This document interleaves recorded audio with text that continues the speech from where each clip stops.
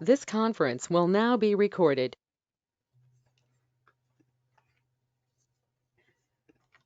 All right, let's see. All right, so let's see.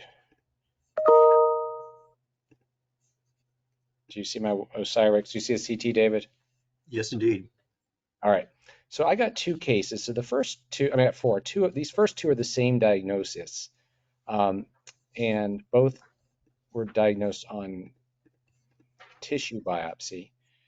And so this patient had these all these little nodules, and you can see that some are they're solid, part solid, all kind of smudgy looking. Some are kind of clustered together. It almost kind of looks, and this one's around an airway. Kind of looks perilymphatic-y, maybe a little sarcoidy. Um, some are bigger and some are smaller.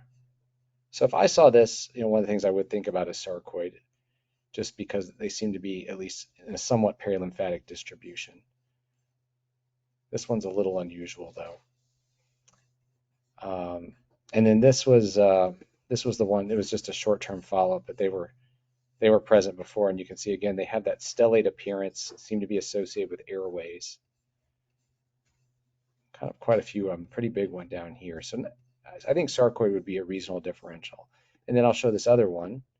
Um, this And Jeff, patient there had wasn't any lymphadenopathy in that case. no, just nodules. So here's the other case, and this patient has kind of similar nodules, some around the veins, has a background of emphysema, was a former smoker. But these are a little, more stellate looking, don't have as many nodules as the previous patient. So both these patients got a biopsy, and these both showed nodules, inflammatory nodules that were typical of IgG4 sclerosing disease. And they did I don't have the path images, unfortunately, but they had the IgG specific staining that was positive. And the pathologist had asked me about it. I'm like, well, I'm used to seeing something that looks like fibrosing mediastinitis or vasculitis. It can present as nodules. Why, I don't know. But this first case in particular, I probably would have called favorite sarcoid as my diagnosis. But I don't recall seeing IgG4 present as multiple nodules. But obviously not something we talked about much more than 5 or 6 years ago. I don't know, David, have you come across any cases of this? Yeah, I have, and I don't remember whether they were cases that I saw in the literature or cases that we encountered, but that was the one of the things that occurred to me when you first showed your first case was Good. IgG4. So, yeah, so I know that it's a legitimate pattern because it's either been written about or I've seen it before. Okay, that's good to know. It's funny Mhm. because I remember everyone was talking about it for a while, and then it sort of fell off the map. I didn't see cases. You didn't hear it presented at conferences, and then Mhm. these cases came along in a rather short period of time. Yeah. Okay, this next case is one that kind of threw me for a loop. Luckily, I picked the right diagnosis, but this is something we've talked about in the past. So this is a patient who had a lung nodule, and you can see it's right there. And along this nodule are some other little nodules right along the vein. And I know I've shown cases of histoplasmosis with a dominant nodule and these little beaded nodules. I think Jonathan Chung referred to them as marching ants or something like that. But what bothered me about this case was that this nodule is not just solid, it's part solid. It's got this ground glass component to it. And so I don't like that at all for histoplasmosis. Also, there was no lymphadenopathy as well, which I typically would see with acute histo. You can see there's just normal paratracheal nodes and nothing in the hilum. So I didn't like this, and so this patient had a tobacco history. So they did a biopsy of this, and indeed, this is an adenocarcinoma, not histoplasmosis. And what this is lymphangitic spread of the tumor right along the vein there in the lymphatics.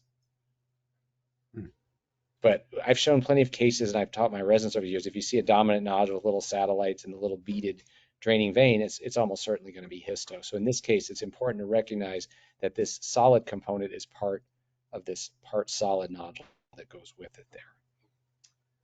Yeah. So more than one thing likes to travel in the lymphatics. So infections do it, and tumor does it too. So Right. Yeah. But it'd be very, when I first saw this, like, oh, this is going to be histone. I'm glad I did go that route.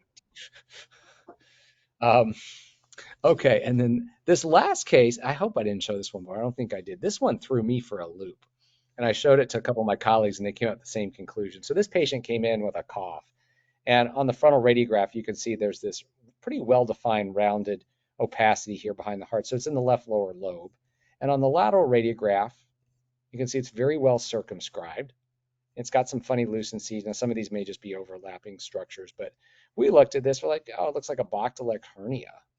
Maybe got some fat in it, um, and it's right along flush with the diaphragm. Okay, fair enough. We see those all the time.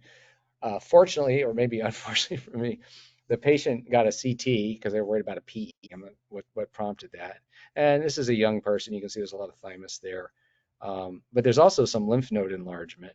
And what this turns out to be is not a Bachtelec's hernia. And unfortunately, there's a lot of motion, but you can see this is actually consolidated lung down here. So it's sort of a round-ish pneumonia, for lack of a better term, that pattern that's sometimes described in kids. But you can see it's a kind of a squished round pneumonia down in there. This was just a community-acquired bacterial pneumonia mimicking a Bachtelec's hernia. And so my Wow. question for you is, would you have come up with a different conclusion? I know you're just looking on a screen, but Would looking at this thing, I would think first Bachelot hernia. It's a kind of a big one. yeah, I've seen fibrous tumors look as if they're hernias, so I would have that in mind, and I would not think of a pneumonia. It's okay, I just feel a lot better. too sharp and round a top border. That does not look as if it's in the lung, does it? I mean, it. Right. It looks Yeah, extrapulmonary. Here, I'll yeah, make a sag and put them up side by side. yeah. So, a couple Okay. pitfall cases. One I didn't quite. I stopped at the edge and went down the cancer route. One I fell in, and then Hmm. two weird cases of IgG4. Super. Yeah. All right. Well, I guess that's just you and me this week. So we're a very short meeting. Okay. I'm away next week, but I'll be back the following week for Okay. conference. All right. Well, thanks, Thanks, David. Jeff. All right. Bye. See ya. Bye.